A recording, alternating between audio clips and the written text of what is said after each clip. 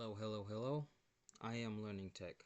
I'm building a triangular campus network with redundant layer 2 paths. I'm using rapid spanning tree to prevent loops and control traffic flow by selecting a root bridge. I will be implementing EtherChannel with LACP to bundle links and avoid STP blocking.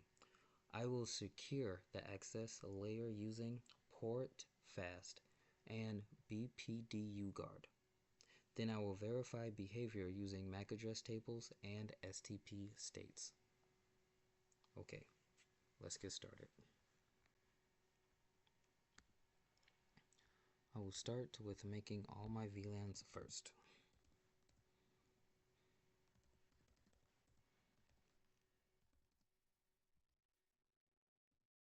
Let's name it campus.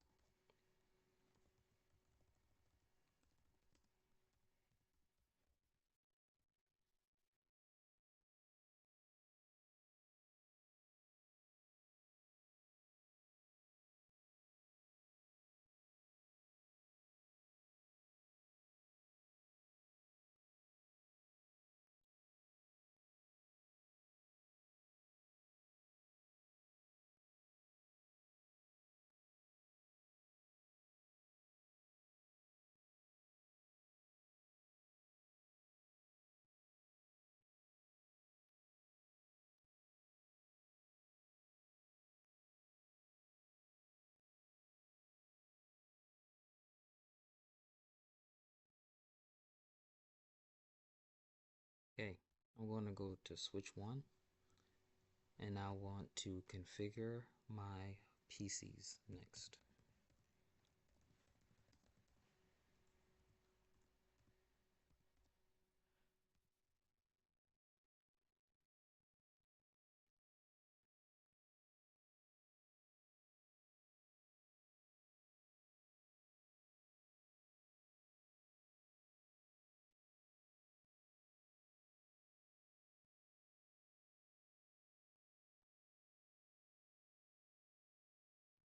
Okay, what I just did here.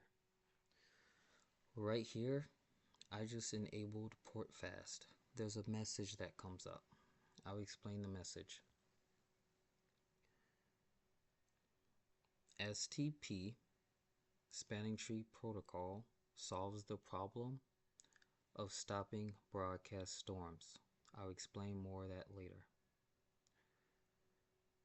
STP has a long convergence rate. So PortFast puts a port in forwarding immediately. PortFast should be enabled on ports that are connected to servers and PCs, but not on switches.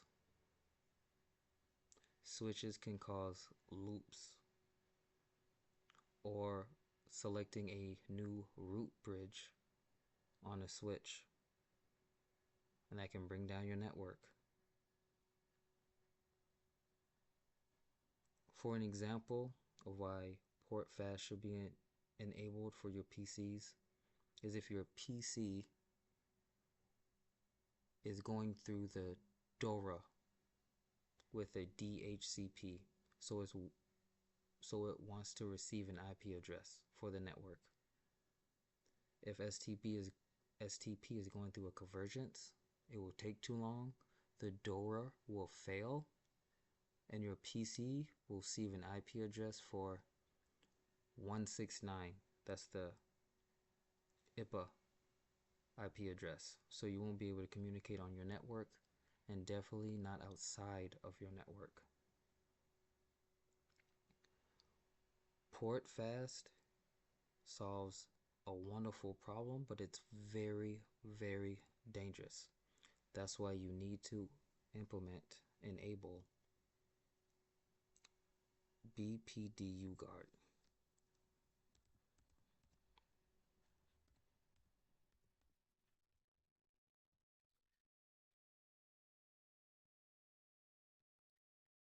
Enabling BPDU Guard will stop a switch for creating a loop or becoming a root bridge. If you take a switch, connect the switch to the port, it sends out BPDU Guard notifications. If this port receives it and it has BPDU Guard enabled on it, it will shut down the interface in error disable mode. I will show you that later. Okay.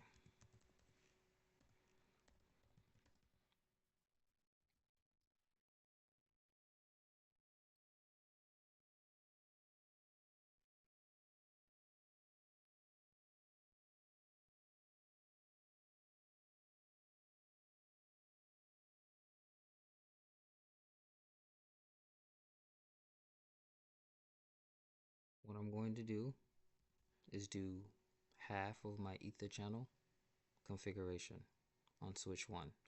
I'll explain more of what EtherChannel is when I configure it on switch 3.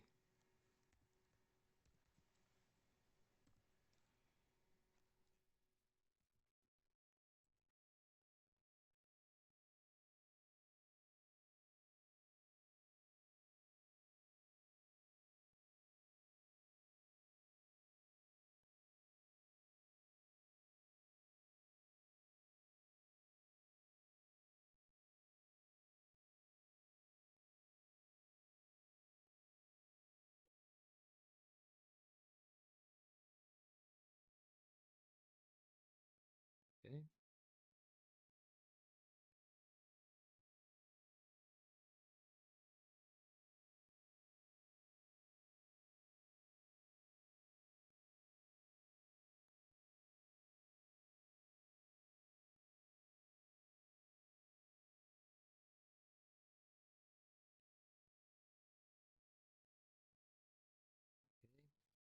I Let me say this first.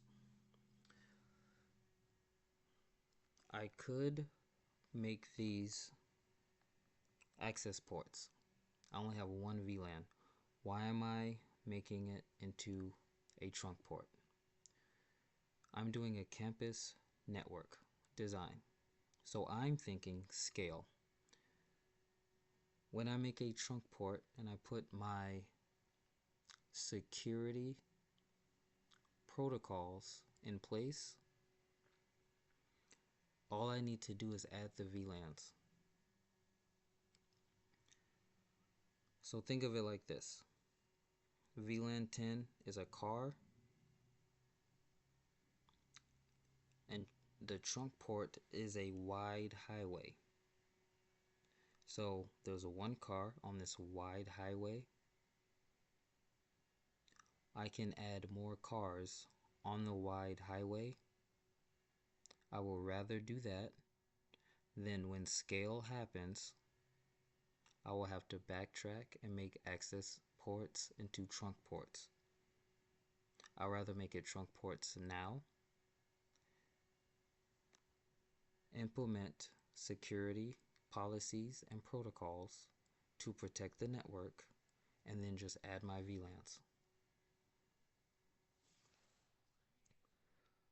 Okay, let's continue. I am going to do spanning tree now. Yes, I'm gonna do spanning tree. Let's do that.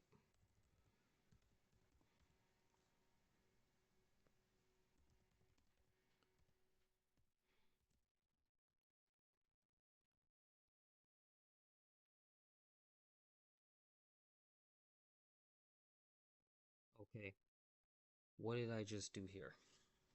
I did spanning tree mode, rapid spanning tree.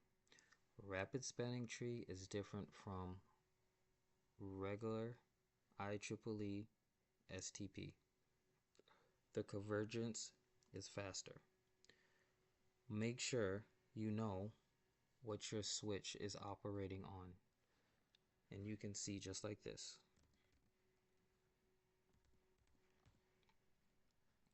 Right here, it says it right on top, spanning tree enable protocol rapid spanning tree.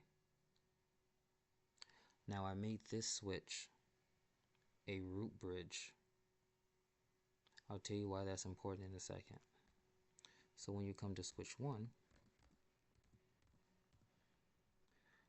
this is IEEE standard spanning tree. This is not rapid spanning tree. Make sure you know what your switch is operating on. And I'm going to leave switch 1 like that. I want to go back to switch 2. Now I made this the root bridge. Why it's very important to know which switch is your root bridge and not your root bridge is because you want to design your network and have control over your network. If you let switches get plugged in and convergence happens and different switches become root bridges and all this stuff, it will really slow down your network, maybe even bringing down your network, and that's downtime. And that's users having bad experience on the network. We don't want that. You always want to have control over your network. What's also a good thing, when you are configuring a root bridge, you can also do this.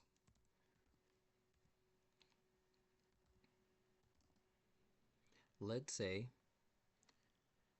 you have multiple VLANs, let's say 10 of them, 1 through 5, okay. So I can make switch 2 be the root bridge for VLANs 1 through 5. And by me doing that, I can create load balancing. Spanning tree blocks a port to stop broadcast storms, to stop traffic from creating loops. A layer 2 loop, STP will block a port, and that is a wasted link. Traffic doesn't go out of a blocked port. So designing your network, you can have half of the VLANs going through switch 2 as a root bridge. Switch 2 will block one port, and then let's say, for example, you can have switch 3 have VLANs 6 through 10. Switch 3 will have another port blocked, but all traffic will be going because switch 2 blocked link will not be the same as switch 3's blocked link. So you can have non-wasted ports and still prevent a loop from forming and still prevent a broadcast storm. It's very important to have control over your network. Okay, let's move to switch 3.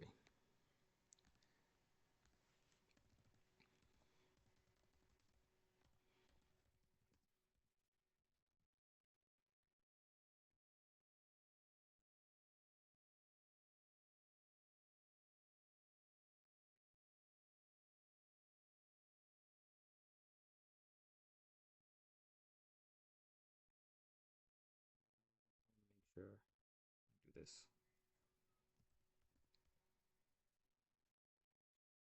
Spanning tree mode. There we go. Yep, spanning tree.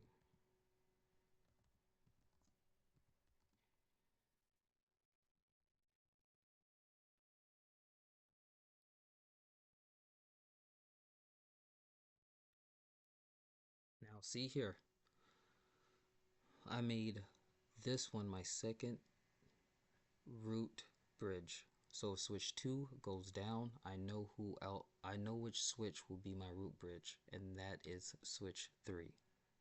You always want to have control over your network. Now I want to show you something. These two links, F03,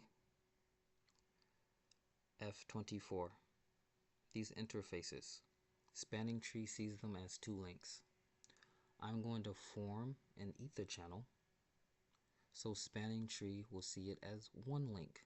The problem that EtherChannel solves, well, one of them, is that when spanning tree blocks a link, you can have EtherChannel combined multiple links So it looks like one physical link on the interface. So spanning tree will see one link, and you will have multiple links in a bundle moving traffic. I'll show you.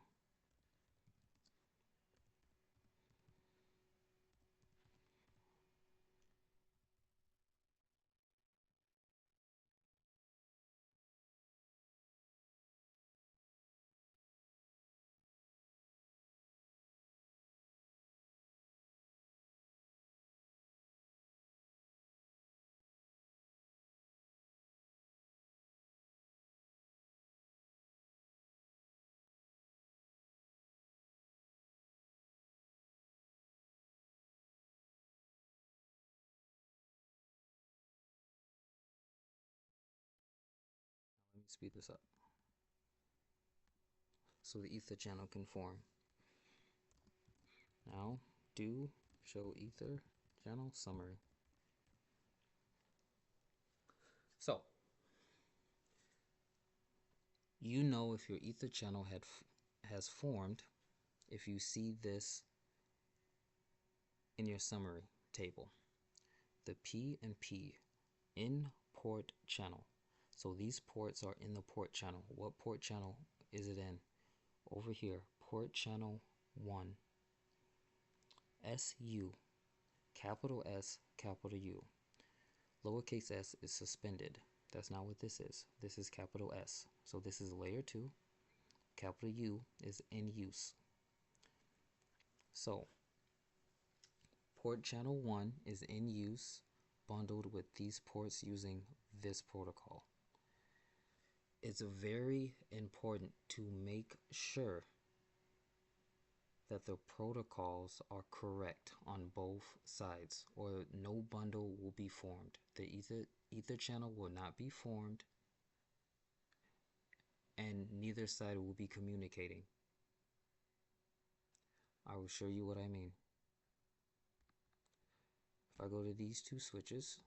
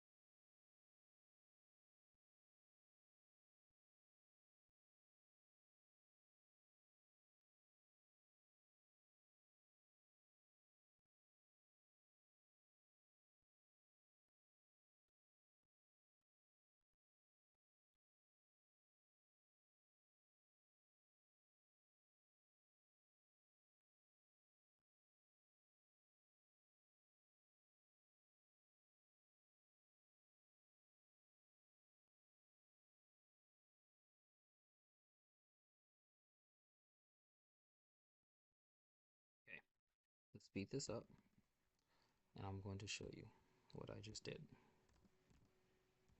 Do show ether channel summary. Now, this is different from what I configured. These ports, F01, F02, I stands for standalone. These two ports are standing alone. They did not form a bundle, an ether channel with the other switch. The protocol I'm using is PAGP, that is Cisco. The port channel, SD, S stands for layer 2, capital D means down.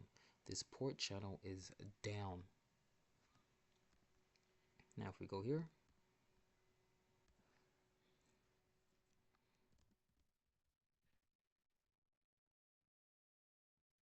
this protocol is LACP, the same information. Standalone, layer 2, down. This port channel is down. These ports are standing alone. They did not form a bundle. These are two different protocols. So for example, if you have two Cisco switches in a rack, one goes down, an engineer takes that one out, puts a non-Cisco switch in, and forms the EtherChannel. They will not communicate.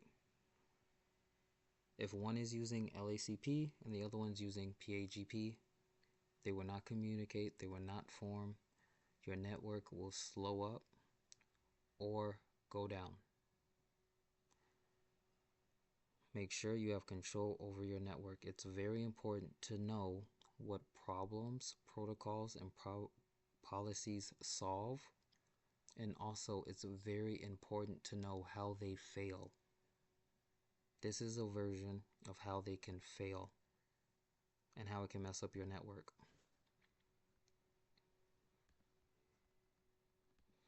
Okay. I also want to show you something else.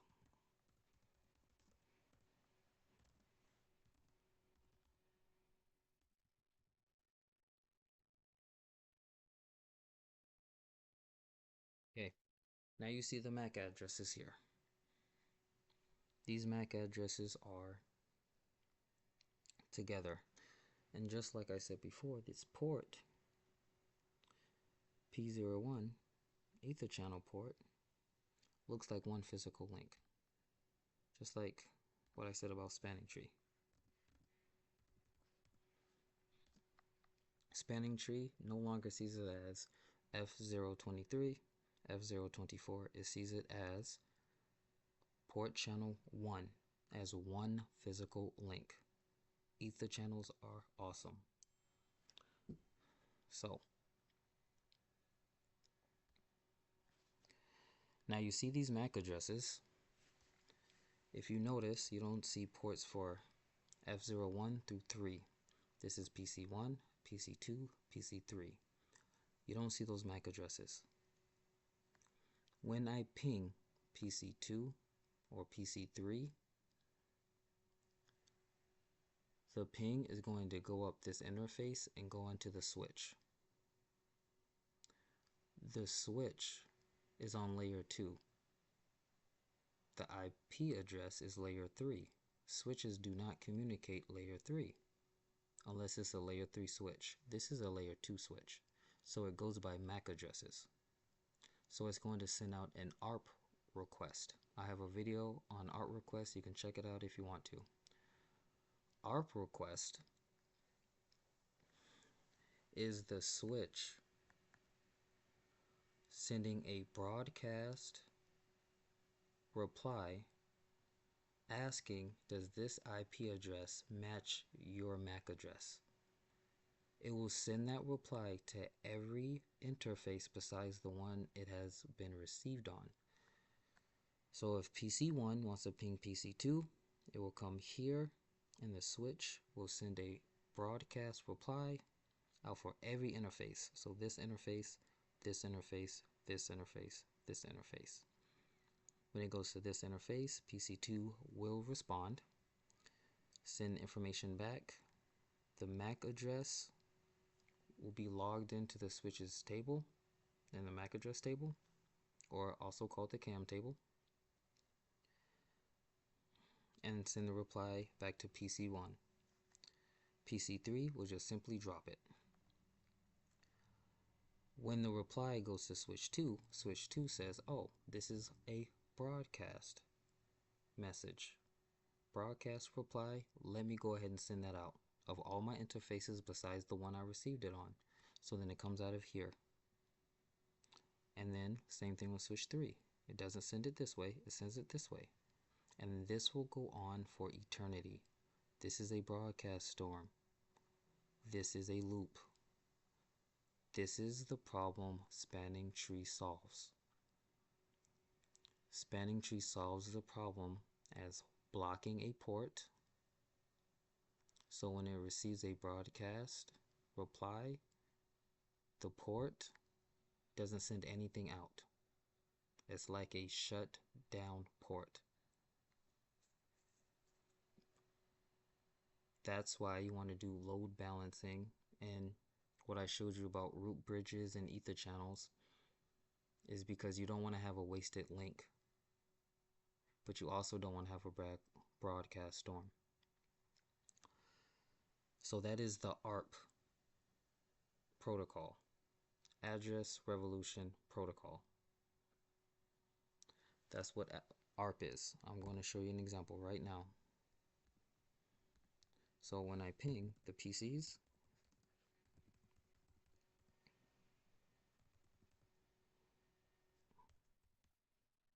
that worked. And I'm not using the default gateway. I don't need to because I'm communicating inside my own network.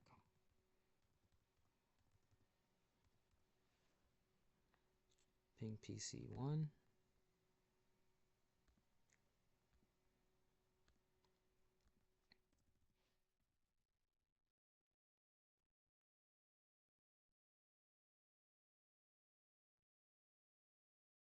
Ping it.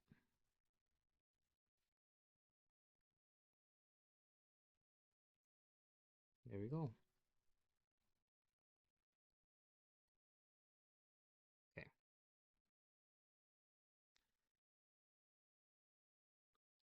That's why it's very important to make sure you know your network.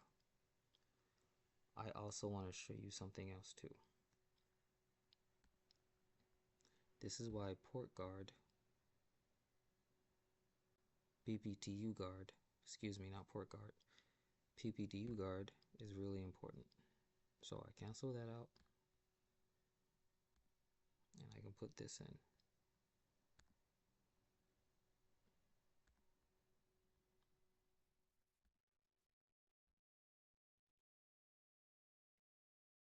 Like I told you, this switch sent a BPDU Guard notification on this port. This port has BPDU Guard enabled. It received that notification and it shut down that port completely on error disable mode. And I'll show you. It even says it on the syslog here. The notification received BPDU Guard, BPDU on port F03 with BPDU Guard enabled, disabled port. You could even look at it.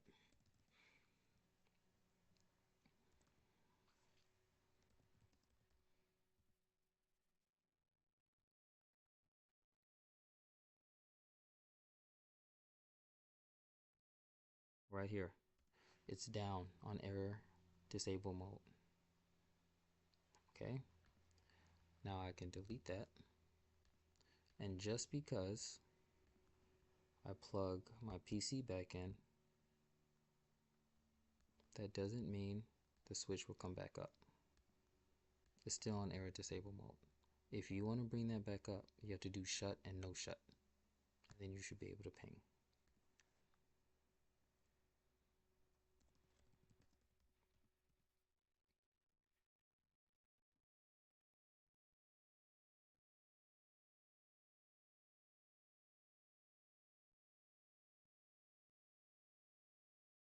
There you go. We're back up. I can ping PC3 and it will work just fine. That was my campus network. I showed you STP, the problem that it solves, EtherChannel, the problem that it solves, and rapid spanning tree. Thank you for watching.